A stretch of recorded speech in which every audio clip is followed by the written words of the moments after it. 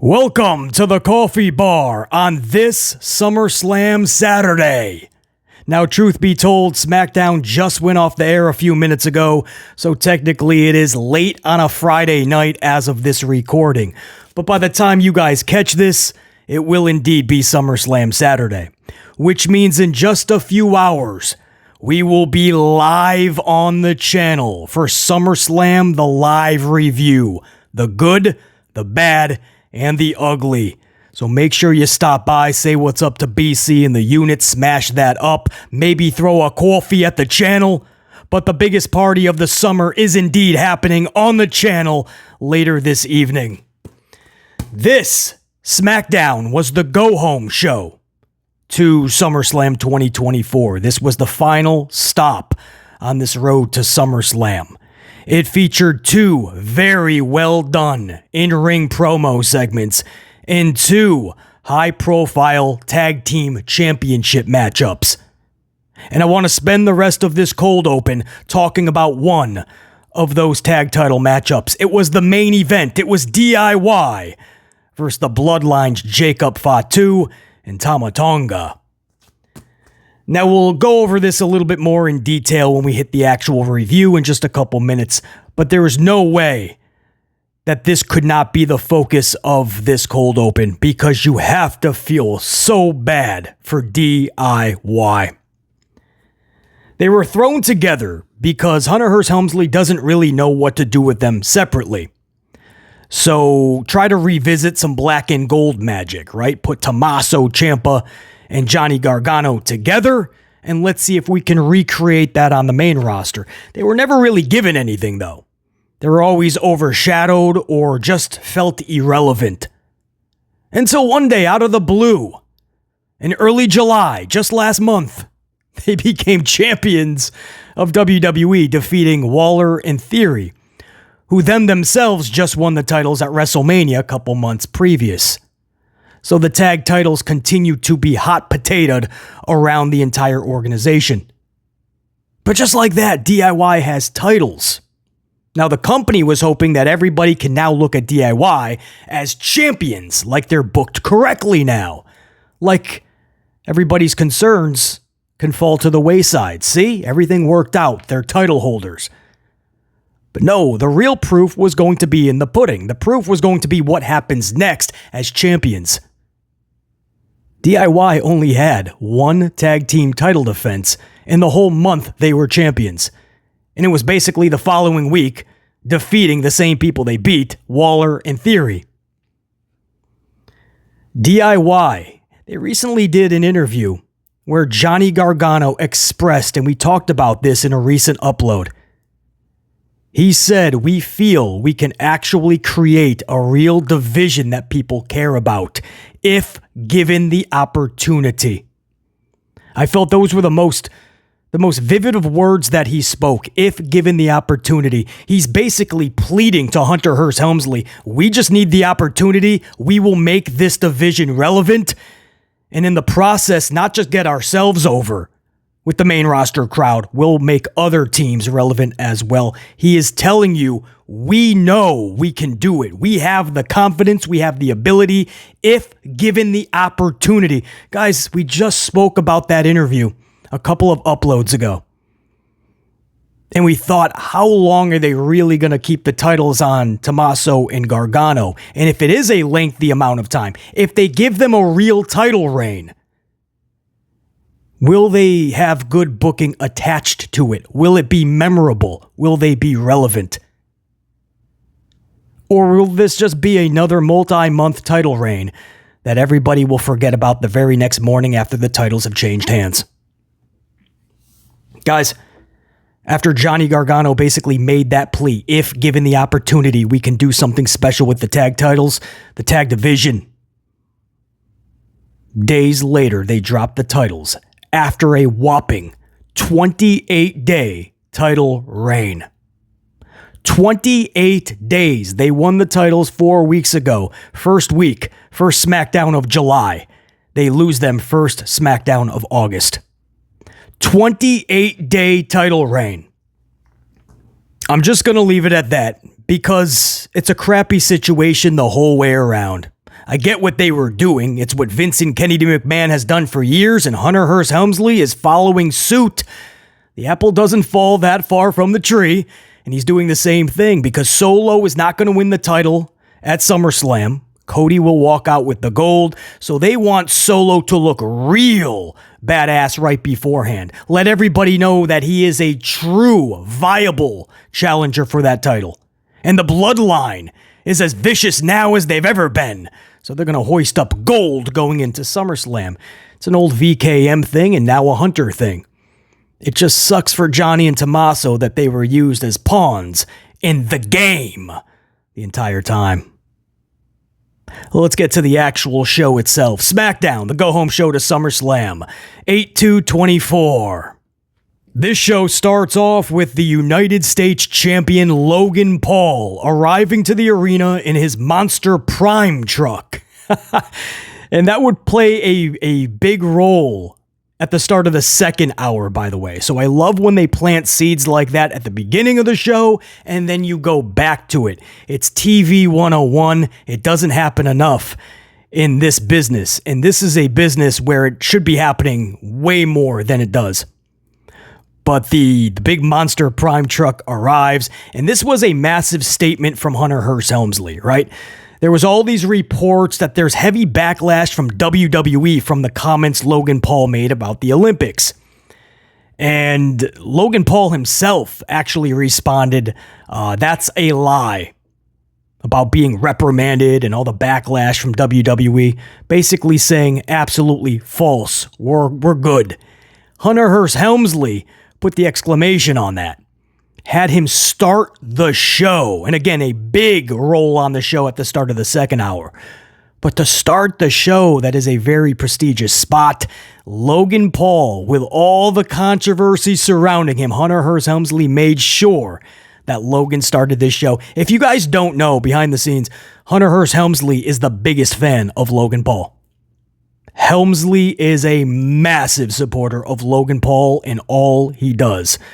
So you kind of knew that Helmsley was not going to be irritated at all from Logan's words and the controversy that surrounds him. Anything this dude does, the man of three H's will be right in his corner. So it was a big statement. Not only is there no repercussions, no backlash, dude, do your thing. Get that controversy. It's the business of controversy, right? So Logan Paul starts us off. I thought that was interesting, and I'm like, oh, they're probably going to do something with that truck later on. Yeah, they did. Yeah, we'll go over that in a few minutes. Cody Rhodes and Solo Sikoa kick us off in the ring. Face-to-face in-ring promo. Cody, Solo.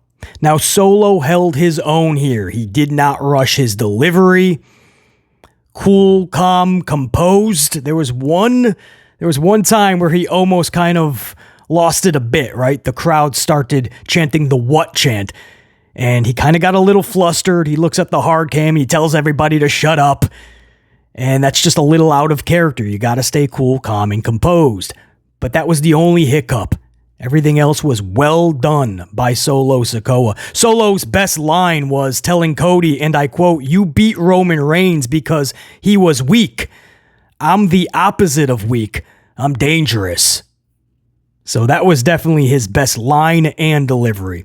However, Cody Rhodes stole the show.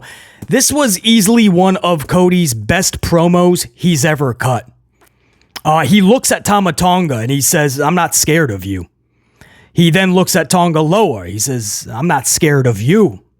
And then he looks at big Jacob Fatu.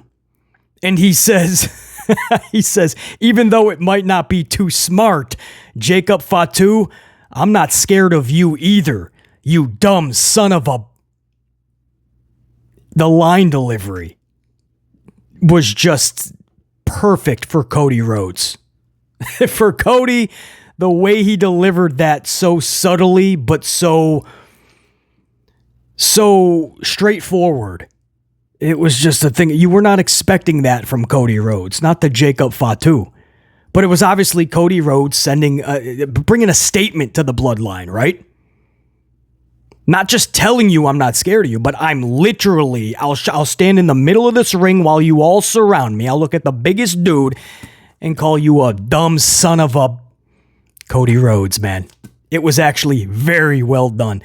After agreeing to a Bloodline rules match at SummerSlam, I thought they got to this a little bit messy. It was sloppy. They kind of rushed it, right? Cody just mentioned it, and then Solo Sikoa was like, well, since you keep mentioning Bloodline rules, let's make it Bloodline rules. And when he issues the challenge, Cody's already looking at like Jacob Fatu coming up to the ring apron. So his attention is somewhere else. So it was just really sloppy. Then Cody puts his attention back on Solo, says, I agree to the match. But no matter how we got there, we got there. It now becomes a Bloodline rules match. Cody then tells Solo, this was the best line of the entire promo.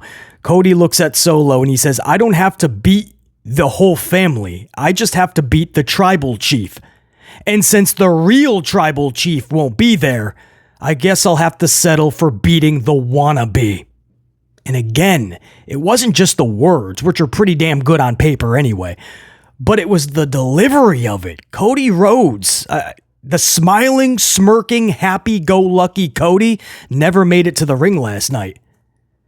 No, this Cody Rhodes was all business with an edge. Dare I say, a badass Cody Rhodes. More of that, please. That was a very welcoming Cody Rhodes, man. And he still had the suit on. He had the long suit jacket too, like the suit coat. But he looked badass because the rest of the presentation followed suit. No pun intended. So I don't know, this Cody Rhodes, he was just, his whole demeanor, again, the smirking, the smiling, all of that, there was basically none of that in this promo. This was just like an angry Cody Rhodes. As if the Bloodline has been whooping his ass and his friends as well, Kevin Owens and Randy Orton, for the last month, two plus months, right? You'd probably be a little angry. This was the best Cody Rhodes has looked in a very long time.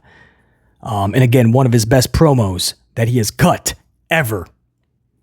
Solo then continues to throw more and more shots to Roman Reigns, by the way, every week. This is only going to amplify Roman's return.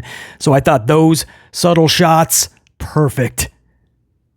Calling Roman Reigns weak, and he is no longer the tribal chief, reminding everybody of that every week. But Cody calling him a wannabe, damn, because that's basically what it is, right? We call it the bootleg bloodline. And Solo Sikoa trying his hardest to fill that role of Roman Reigns. It's not that easy, especially when Hunter Hearst Helmsley has you lose 41 matches in a row after you annihilate John Cena. It's not going to help the cause.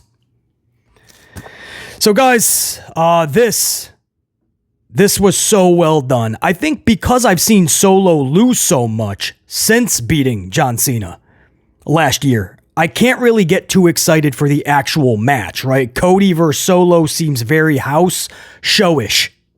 Very house showish to me. I could show up to a house show and see Solo and Cody and okay. For a SummerSlam, one of your main events of SummerSlam, on the second biggest show of the year, Solo and Cody as a match doesn't do anything for me, but I am very interested to see where this goes creatively at SummerSlam. Very interested to see how this plays out. The obvious choice here is Roman comes back, takes out the Bloodline. That's the way that Cody keeps his championship.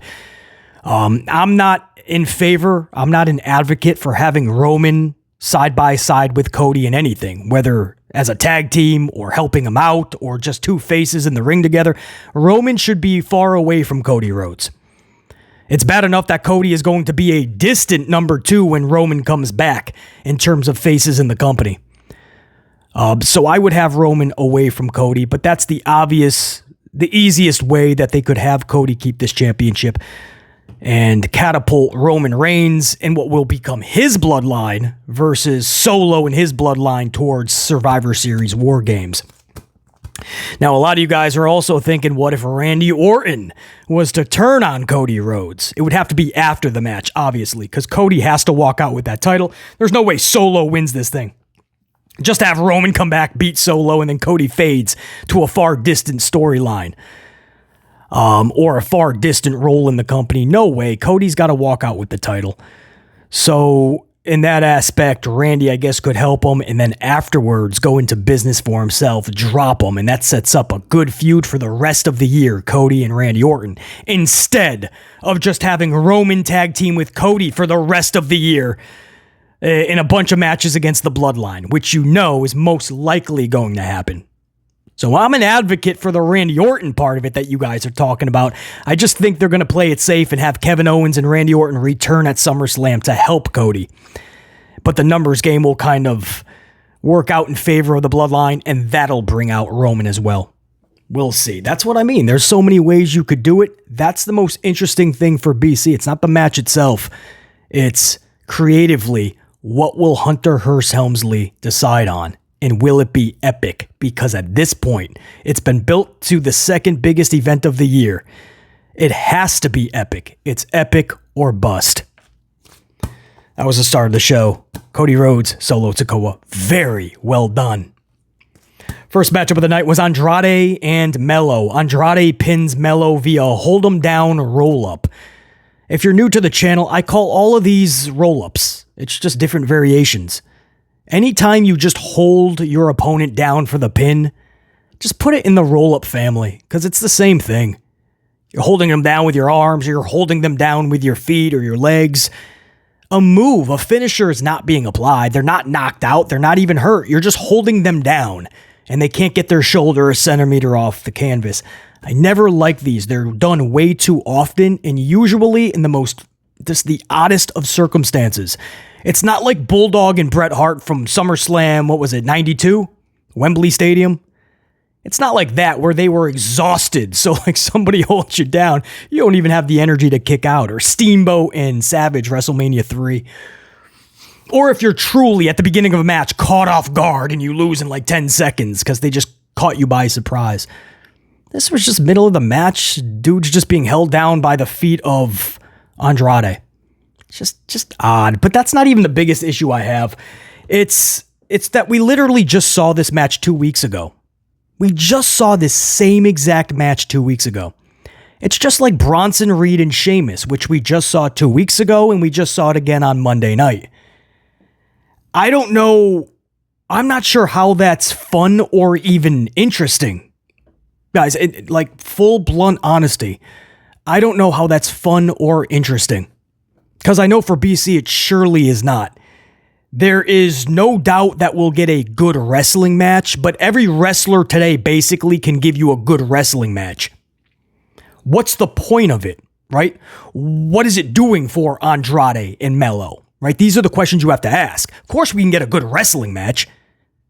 You can go to the local bingo hall and watch a good wrestling match. 10 out of 10, right? If there's a 10 match card, you're going to get a good wrestling match probably every single one of those 10 matches. And you'll get 2 cards on Sunday. You'll get 20 really good wrestling matches every Sunday. What's it doing?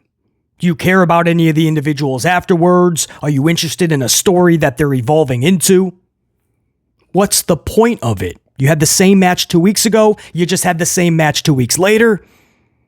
And nothing. It's rhetorical. There's absolutely nothing. There's zero story attached to Andrade and Melo. Andrade just beats Melo again, by the way. In case you forgot, just 2 weeks ago, Andrade just pinned Melo. They went to commercial. This week, Andrade pins Melo. They go to commercial.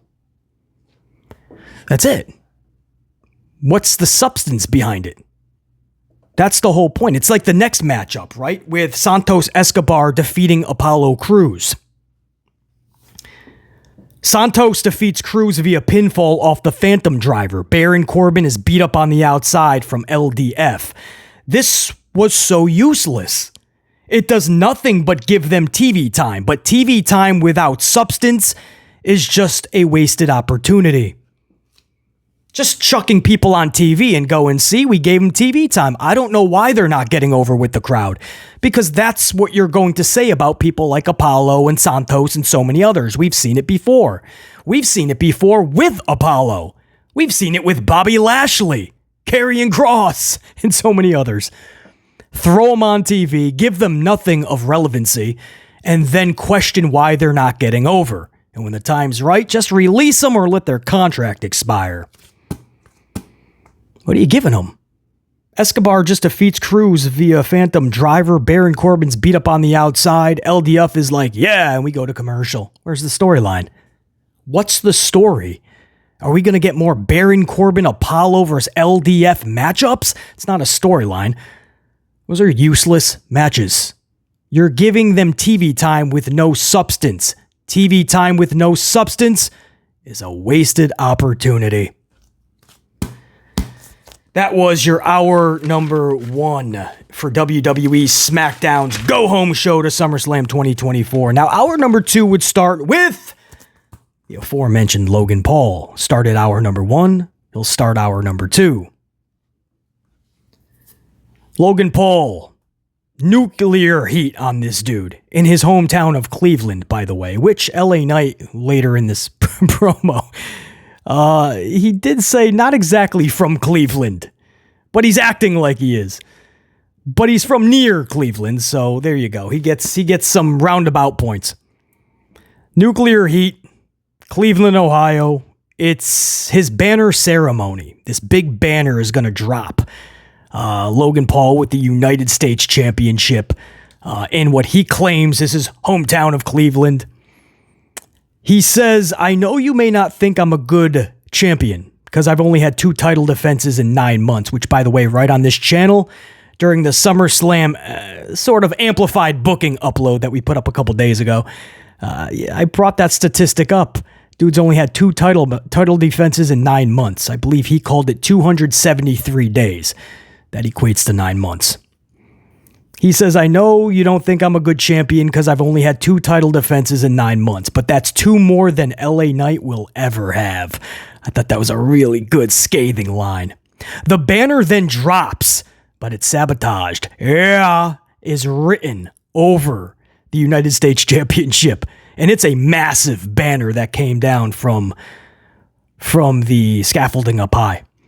And there's just this big graffiti yeah on it. Logan Paul's pissed off. Nick Aldis was out there. He's yelling at Aldis. All of a sudden, LA Knight's music hits. Knight comes out. He says, all right.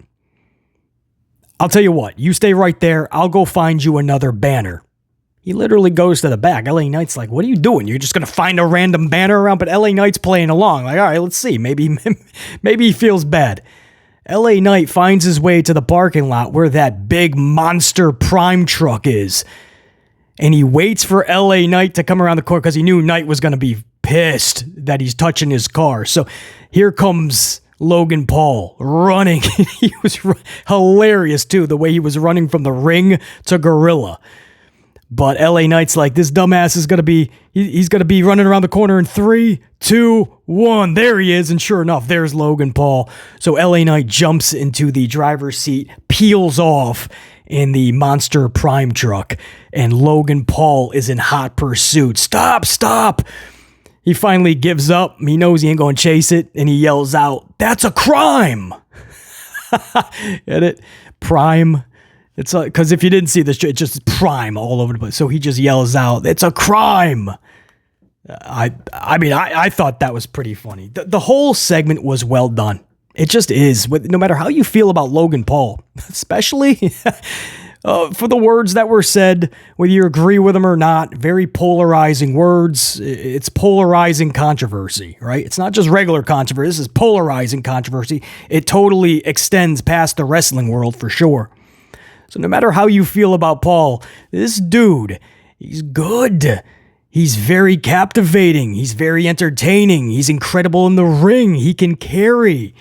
He can do something that 90% of wrestlers today can't do, unfortunately. He can rock the microphone.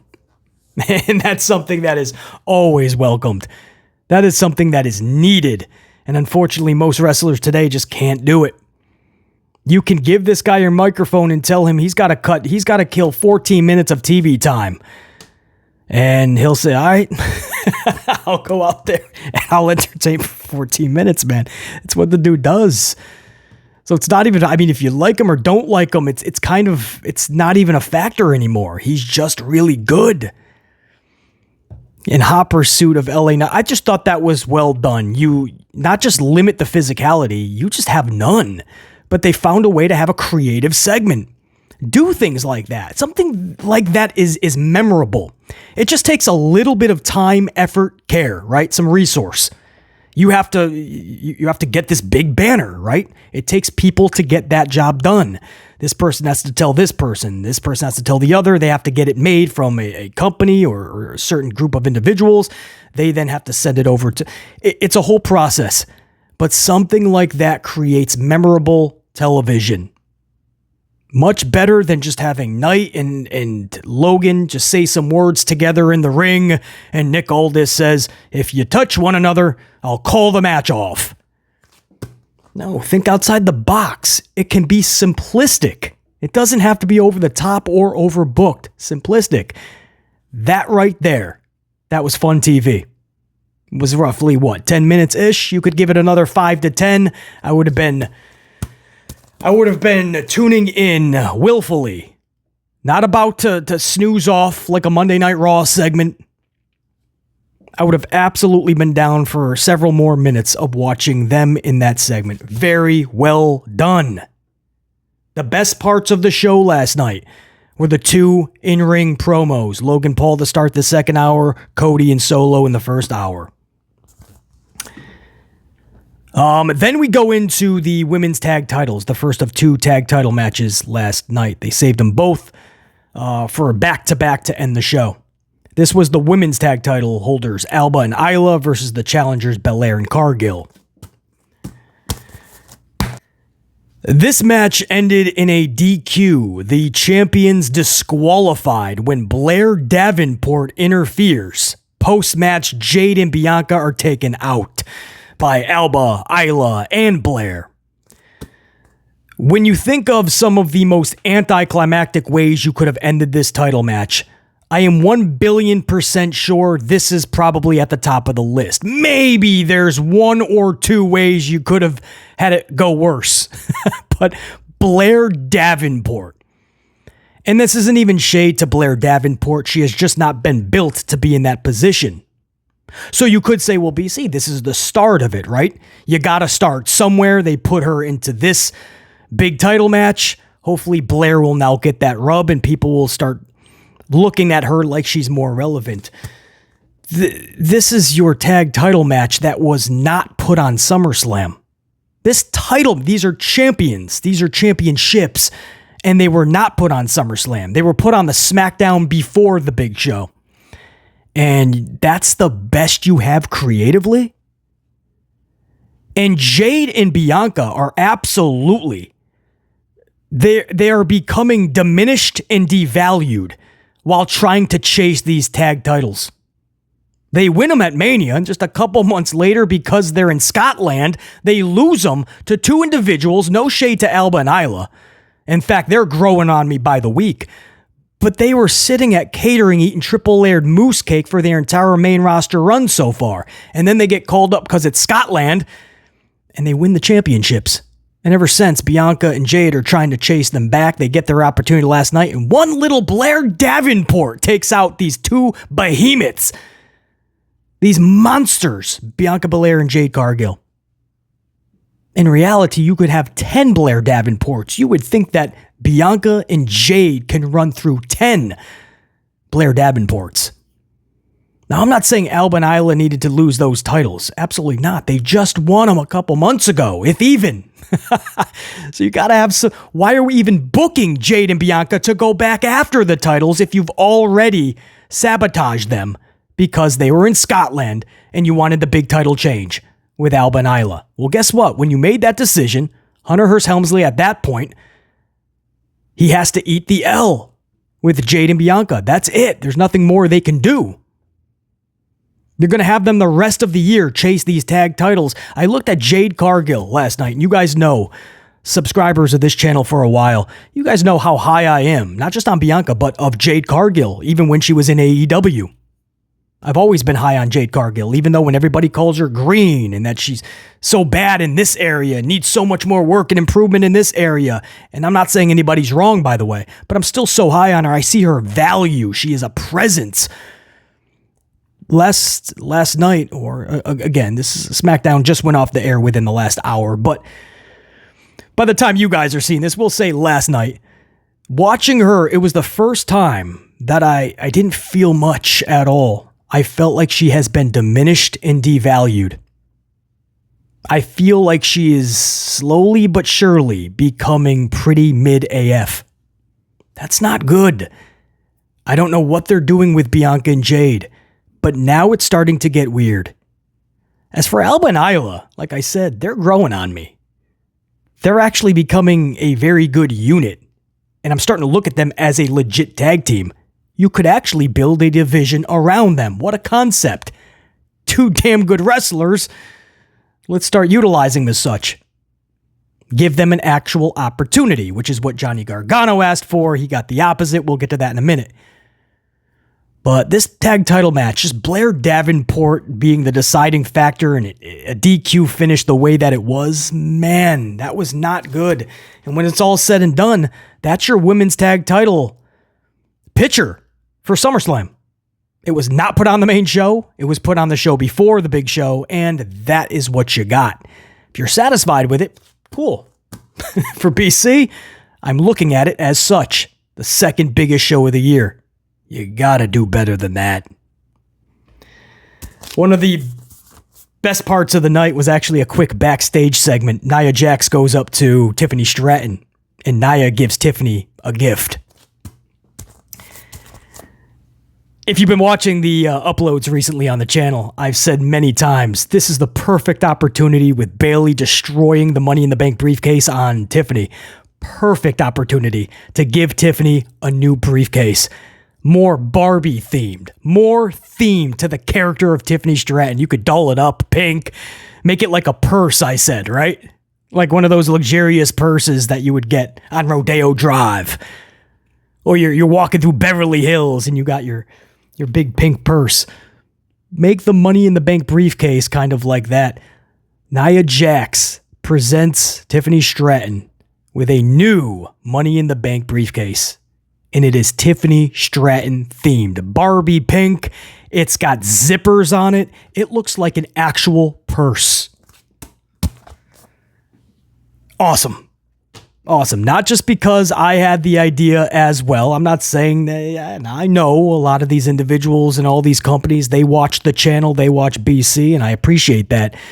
But I'm not saying they took the idea from me. I mean, this was pretty obvious. How could you not do that? The briefcase was destroyed. This is your chance to really make this special. When Tiffany won that briefcase at Money in the Bank and she was atop that ladder, I was instantly already thinking that. How do you not give her a specialized Tiffany Stratton Money in the Bank briefcase?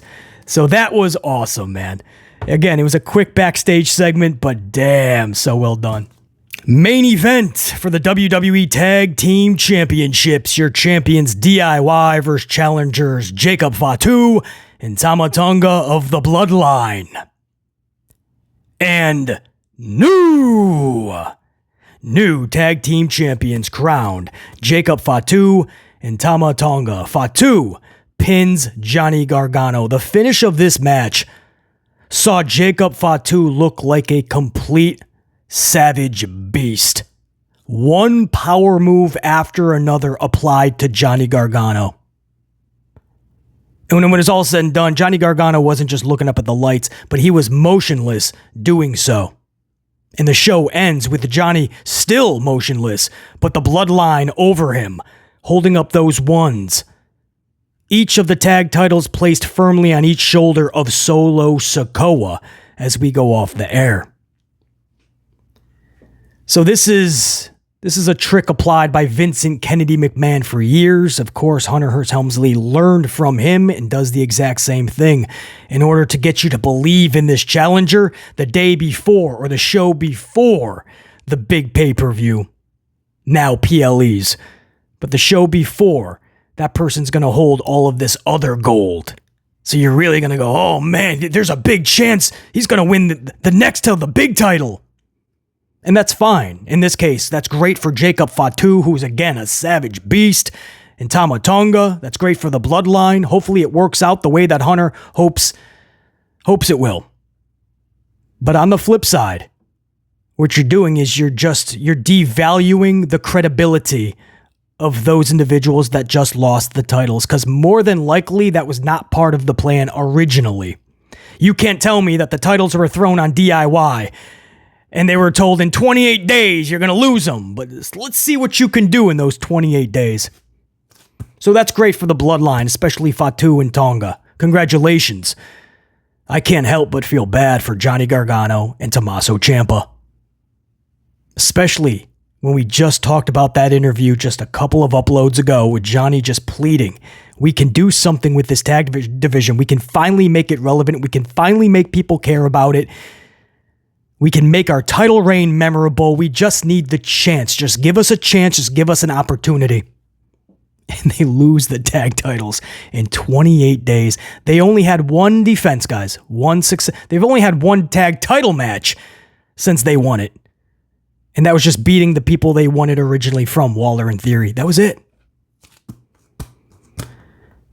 And what happens now, because they were just pawns in the game, is after SummerSlam goes off there and Cody wins the match and Solo doesn't win the extra title, well, then you're going to try to do what? Business as usual. Maybe you try to put the titles back on DIY within the next month. Maybe at the next pay-per-view after SummerSlam.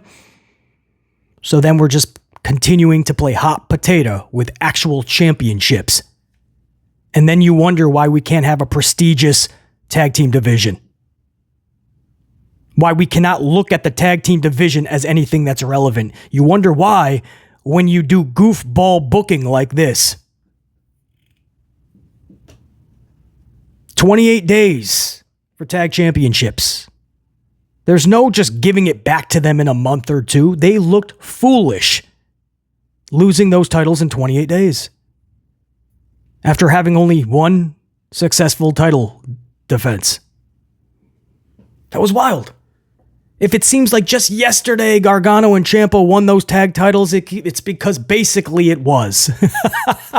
If you blinked, their title reign was over. That's one of those things where a lot of individuals, a lot of fans think, oh, now that they have titles, now Hunter's going to start cooking with them, right? Now watch their booking. Now, finally, right? It just took a little bit of patience, but they got it now. Now here comes the best of Gargano and Ciampa. And BC told you, no, that's not. Titles don't do that. If they weren't booked properly beforehand, do you think that just throwing titles on them, all of a sudden, magically, every day everybody shows up to work, Gargano and Ciampa are going to get the proper booking now? Because they have titles? No, absolutely not. It's going to be the same booking. They just have to lug around heavy belts now. That's why I said book Ciampa and Gargano properly first. Before you throw titles on them, book them properly. I said that about Damian Priest. If you wonder why a lot of the fans don't look at Damian as a viable champion, we like Damian, most of us anyway. I know I certainly do. One of the best actual dudes in the business. But no way should he have won Money in the Bank last year, and no way should he have been winning a world championship at this stage in his career. There's still a lot more of the boxes he needs to check off first. But they threw the title, they tried. They threw him in the middle of the ocean, sink or swim, and too many times he had to call for that life preserver. It's one of those situations. Before you just chuck titles on somebody, just build them. Just build them properly. It's Johnny Gargano and Tommaso Ciampa. They're pretty damn good at every area. They can put storylines on their back. They can rock the microphone. They're damn solid in every match they're in, basically. It doesn't take a lot. Build them up. But they just played a bad game, right? They played bad innings, 9 straight bad innings, and then at the very end of the game, they called in their best player who they had benched the entire game to try to hit a game-winning grand slam. That's hard to do. They just chucked titles on him in the 9th inning, hoping that would make up for 9 innings of bad booking. Nope.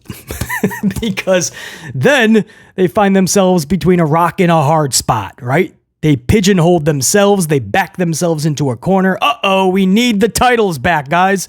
We have something bigger going on over here. We need the Bloodline to win the titles so the group can look badass. We need the titles for that shot with each title on the shoulder of Solo. We have to get those titles. Sorry, Johnny. Sorry, Tommaso. Down the road, though, you'll get them back. We'll think of something. We'll call you. Yeah. So anyway, guys, that's just watching Johnny and Tommaso win those titles a month ago. I was like, what? It doesn't even make sense. Then why'd you give him a Waller in theory when they're just losing it like that to two dudes that you didn't even build properly on the main roster yet? So it was weird them winning it. And then 28 days later, it's even weirder seeing them lose it. It's Hunter Hearst Helmsley. Listen, I review the stuff. I'll be doing the same thing later tonight. SummerSlam, I almost said Survivor Series. Not yet. Don't rush it, PC. Can't believe it's already August. Half the year's already over. SummerSlam live, the good, the bad, and the ugly review. I will be live up against SummerSlam. That's not saying you got to watch just BC or listen to BC and not SummerSlam, right? Just pop up BC on the phone or something or on the laptop, right? But you can still have SummerSlam on another device. But make sure you definitely stop by after every match at least, because we're going to have the good, the bad, and the ugly board up. Every match is going to get a tally in one of those columns, good, bad, or ugly. When the event is over, we're all going, I can speak. You can tell it's late. We're all going to decide if this was a good or a bad PLEPPV. Was SummerSlam epic or not so much? Or was it just downright horrible? We're going to decide that, and we're going to do it later tonight live. SummerSlam Saturday. It is here. Go about your business. Do what you got to do beforehand, guys. And then come on back. Say what's up to BC in the unit later. Smash that up. Maybe chuck a coffee over at the channel. But no matter what, the biggest party of the summer, it has arrived. And we will rock out on the channel. Until next time, which is that time, BC in the unit saying check you. Deuces, ooses. Go long, 75-yard bomb. Hail Mary status. Long, come on. I got an R, man. You're going to at least go 75. There it is.